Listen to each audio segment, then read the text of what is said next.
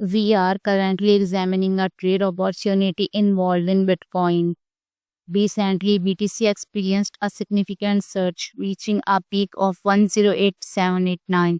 Since then, it has been consolidating and has broken through a crucial support level at 106716.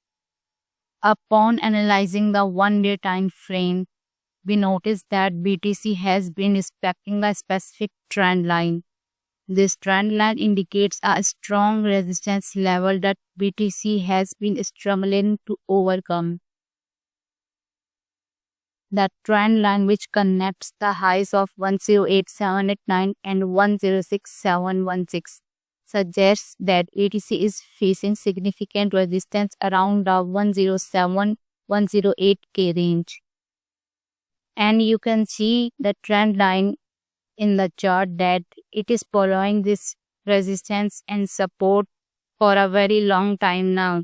And let's see when it breaks either in upside or maybe in downside. But as market is bullish, we can expect above resistance level broke soon. In the short term, we are anticipating a long position with potential buy-ins around 106K. Our targets for this trade are 107K and 108K. These targets are based on the trendline analysis and the recent consolidation pattern. You can take half profit at 107K level at least to prevent losses. To manage risk, we will place a stop loss around 104,500 or 105K. You can place stop loss even 105K as well. This stop loss level is below the recent consolidation range and provides a reasonable buffer against potential market fluctuations. Assessing the risk to reward ratio for this trade, we find that the risk is around 2.